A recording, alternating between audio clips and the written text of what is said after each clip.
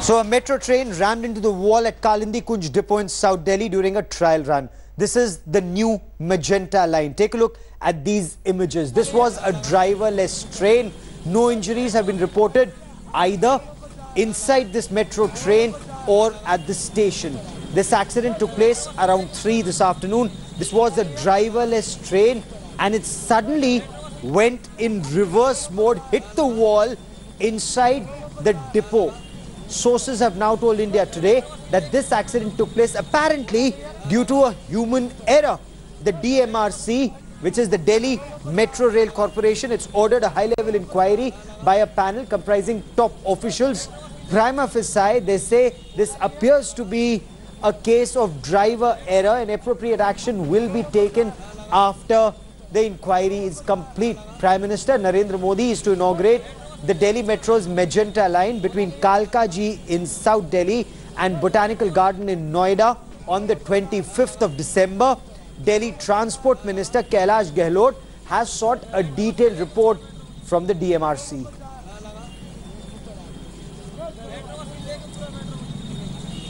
This happened in the Kalindi Kunj depot, which is going to be opened very shortly. What happened was that a train was coming in for maintenance. When the train comes in for maintenance, at that time the brakes are decommissioned, so that there is easy shunting possible within the maintenance yard, and the brakes also can be tested. Now, what happened subsequently, after the maintenance procedures were over, the brakes should have been retested before the train left the maintenance depot. But that was not done, and the train was taken for cleaning. And while it was being taken for cleaning, it had to go into a ramp area. And when the train was going up the ramp, the brakes did not work since they were decommissioned, and the train rolled back and hit the boundary wall. This caused the incident. Prima facie, it appears to be a case of human error. The DMRC has taken this incident naturally very seriously, and a high-level committee consisting of 3 executive directors of DMRC have been appointed to examine this issue. I would like to clarify one thing, that this has nothing to do with the CBTC signaling system that we have. There is no need to panic as far as this incident is concerned. So while the Delhi Metro Rail Corporation may claim there is no need to panic, I quickly want to cut across and bring in India Today's Kumar Kunal for more on the story. Is this poor training or is this standard operating procedures not being followed? How can something like this happen, Kumar? See, whatever it is a big lapse on the part of Delhi Metro. Whosoever is responsible, although Delhi Metro officials are clearly telling that it seems to be a human error, although a broad inquiry has been already ordered consisting of 3 officials. Even Delhi's transport minister has sought a report from Delhi Metro Corporation regarding the whole incident. But whatever the reason of this accident is, this is quite amazing that when Prime Minister is going to open this Magenta Line in 6 days' time, why such kind of accident? And it is not just an accident because it rammed into a wall, and it is very clear from the visuals as well that it was not a small accident. It is not just a small thing. It has broken the wall, and it might happen anywhere. So Delhi Metro must have done some serious thoughts about all these things. Keep tracking that story, Kumar Kunal. I will come back to you for more. And it remains to be seen whether it's proper lack of training or lack of following laid down procedures that led to this incident. Kumar Kunal will tell us more. I now want to come back to our top focus story, which is the US President Donald Trump reading the Riot Act to Pakistan, telling Islamabad to take decisive action against terror safe havens on its territory. So Trump unveiled the new US national security strategy. He told Pakistan it cannot remain a US strategic ally if it continues to harbor terrorists who kill US security personnel in Afghanistan. We have made clear to Pakistan that while we desire continued partnership, we must see decisive action against terrorist groups operating on their territory. Unveiling America's new national security strategy, US President Donald Trump has read the Riot Act to Pakistan, accusing it of not taking decisive action against terrorist groups operating from its soil. Trump charged Pakistan with being engaged in destabilizing behavior in the region. We have made clear to Pakistan that while we desire continued partnership, we must see decisive action against terrorist groups operating on their territory. And we make massive payments every year to Pakistan. They have to help. Since the 9/11 attacks in 2011, the US has paid Pakistan more than $33 billion. And yet, the US continues to hit out at Pakistan's continued support for terrorist organizations that target US and NATO troops in Afghanistan. We will press Pakistan to intensify its counter-terror efforts, since no partnership can survive a country's support for militants and terrorists who targeted a partner's own service members and officials. The new national security strategy completely exposes Pakistan's support to terrorists in Afghanistan. It observes that US continues to face threats from transnational terrorists and militants operating from within Pakistan, but has so far fallen short of taking any action against Pakistan Army's continued support to terror. The White House had on 25th November asked Pakistan to re-arrest 26/11 Mumbai terror attacks mastermind Hafiz Saeed. It even warned Pakistan of consequences. But Pakistan has so far not taken any action against terror groups on its territory targeting India and Afghanistan. Of all the administrations in the United States of America, it seems like Trump administration has been the toughest, leaving no space for speculation when it comes to Pakistan and Pakistan playing its nuclear games. A tough warning from the United States of America goes to show that Modi and Trump are on the same page. In New Delhi, Geeta Mohan for India Today. I want to quickly bring in India Today's Shiv Arur for more on the story. Shiv, we've seen the United States seek action even in the past. Several times, statements have been made by the US President and several top officials. Will we see action? Because words clearly don't seem to move Pakistan. You know, Gaurav, President Trump's message to Pakistan is an extremely aggressive, no-nonsense message, especially given the current context that we're talking about. We're speaking about a time just a few days after Pakistan, in its audacity, loosened the strings, as it were, on Hafiz Mohammad Saeed, even though they had never really arrested him. American aid that goes to Pakistan is very well established to be used, to fund terror, specifically against India, but also in Afghanistan against US troops stationed there. President Trump to actually say we need this alliance with Pakistan, but the message is very clear. If they don't crack down on terror, the funds they get are going to be squeezed off, is certainly a warning message. The more important thing would be to see how this warning is actually enforced. Because remember, just shortly after President Trump, made that particular comment, you've got the Pakistan army and its system issuing the most amazing of threats, talking about nuclear war. If the India-US nexus poses a threat to the economic corridor that Pakistan has with China. So at this point, obviously, Pakistan is used to calling the bluff of its ally, the United States, every time a warning has been issued. President Trump has shown that he can follow through with certain warnings, even controversial warnings, against other countries. So it is in India's interest to see whether this particular warning to Pakistan is actually enforced. There are bounties on, top Pakistani terrorists, people like Hafiz Mohammad Saeed, but whether the President Trump administration can actually follow through and really turn the screws on Pakistan is something that remains to be seen. Okay, Shiv, for the moment, many thanks. There's breaking news that's coming in. So India and the United States of America, they're deepening their dialogue on counter-terrorism. The inaugural India-US designations dialogue was held in New Delhi. Now they're discussing bilateral cooperation on terror designation. So the statement says that the establishment of this mechanism reflects shared Indian and US commitment to strengthen cooperation against terror threat.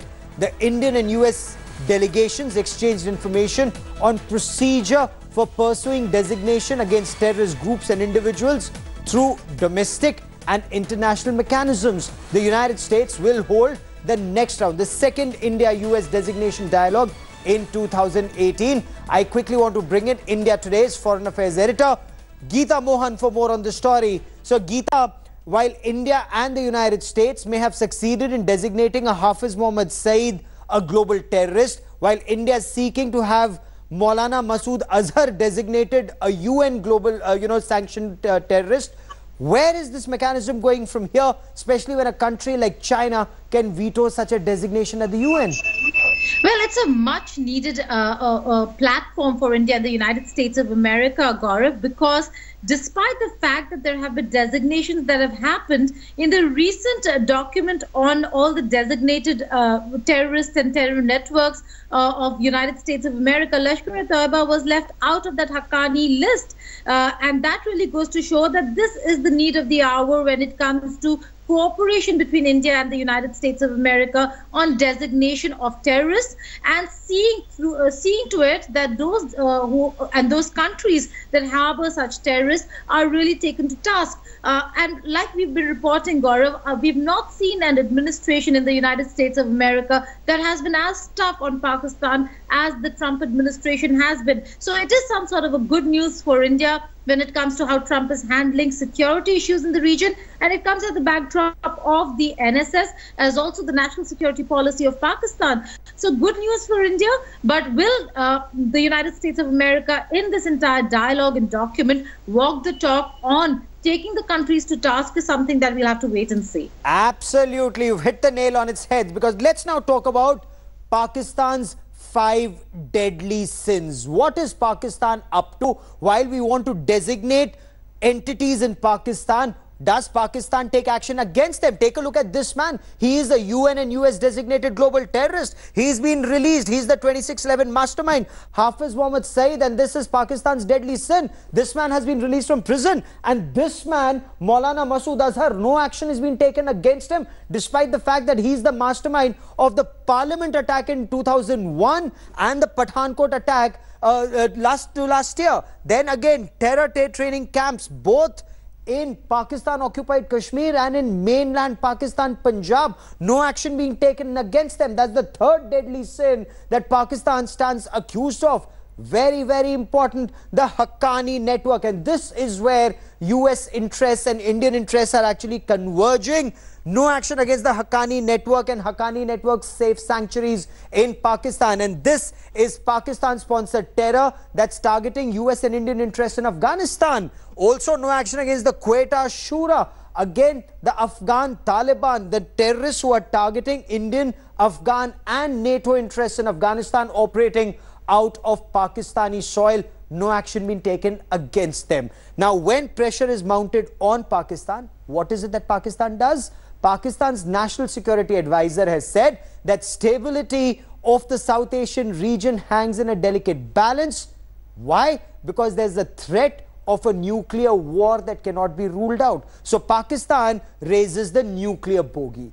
Pakistan's National Security Advisor is a retired Lieutenant General Nasir Khan Janjua. He's accused the US and India of conspiring against the China-Pakistan economic corridor. Take a look at Hamza Amir's report from Islamabad. Pakistan raises the nuclear bogey again.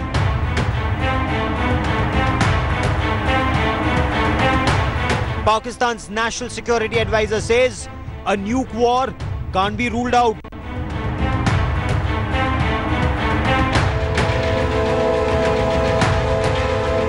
Hours before Donald Trump reads the Right Act to Pakistan,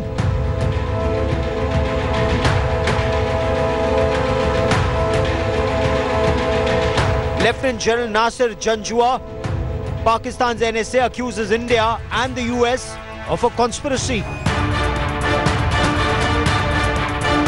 Lieutenant General Nasir Khan Janjua, Pakistan's National Security Advisor, raised the nuclear bogey in a desperate attempt to draw global attention to India-Pakistan relations.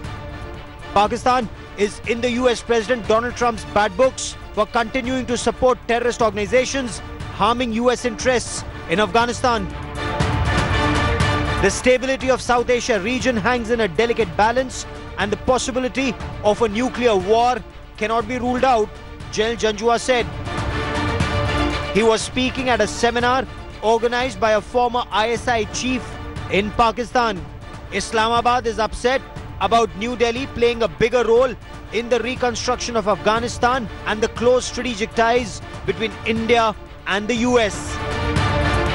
Pakistan's desperation can be gauged by the fact that it accused India and the United States of conspiring against the proposed China-Pakistan economic corridor. Strategic affairs analysts have dismissed Pakistan's nuclear bogey as a desperate attention-grabbing attempt. While the US focus remains only on Pakistan-sponsored terror affecting its interests in Afghanistan, New Delhi continues to put pressure on Pakistan at multiple global fora to act against India-centric terror. With Hamza Amir in Islamabad, Bureau Report, India Today. I now want to shift focus to a counter-terror operation in Jammu and Kashmir. 2 terrorists were neutralized after a 12-hour-long operation. One of them is a Pakistani terrorist, but one woman was also killed in the crossfire. Shujaul Haq brings us this report. 2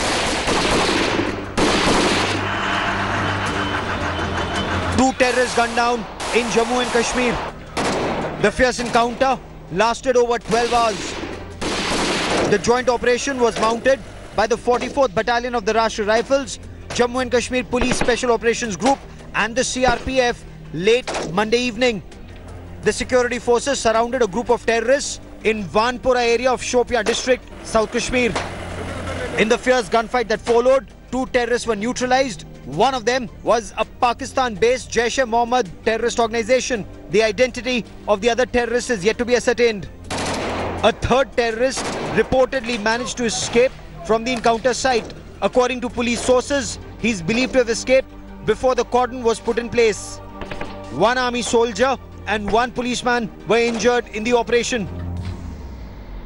The security forces met with stiff resistance from locals who protested against the anti-terror operation. 1 woman was killed and 8 people injured in the clashes.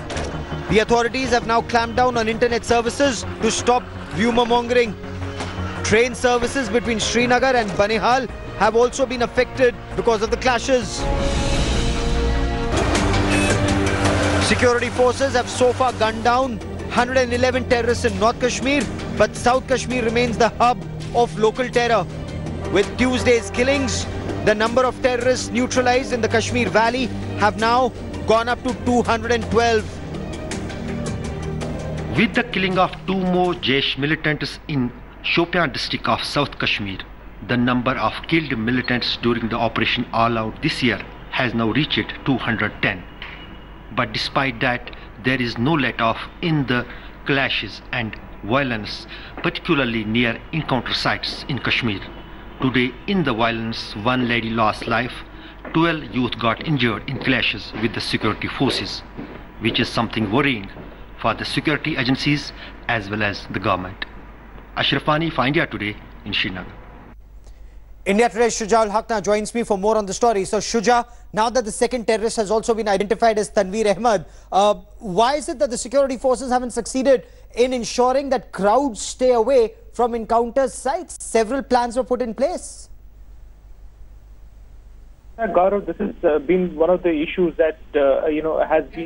In fact, Gaurav, this has been one of the issues that has been there for at least last couple of years. Particularly after Burhan Wani encounter, the trend only saw a steep increase, and there seems to be no letdown in it. Just like you were pointing out, despite the fact that the government and the other security forces tried their level best, there were many advisories sent across. Many times public announcements were made that people should stay away from encounter sites, but when it comes to encounters, particularly in areas of South Kashmir, and also at the time when the people around know that there are local militants trapped inside, it seems like a phenomenon that repeats itself almost every single encounter, and that's the reason why we are seeing civilian deaths also. And you and me know how difficult it gets for the entire government machinery to control civilian deaths. Now, the Hurriyat Conference and others have already jumped in and given a call for tomorrow's Hartal on this issue.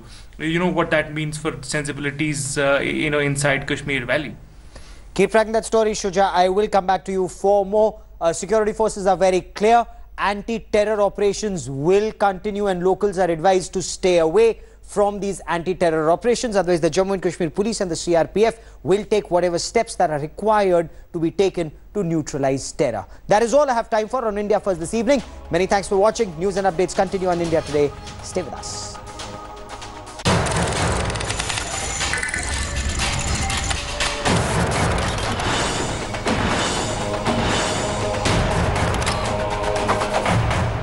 Thanks for watching the video. For more such news and updates, please like, share and subscribe to India Today. Also check out our other great videos from our channel. We know you will love to.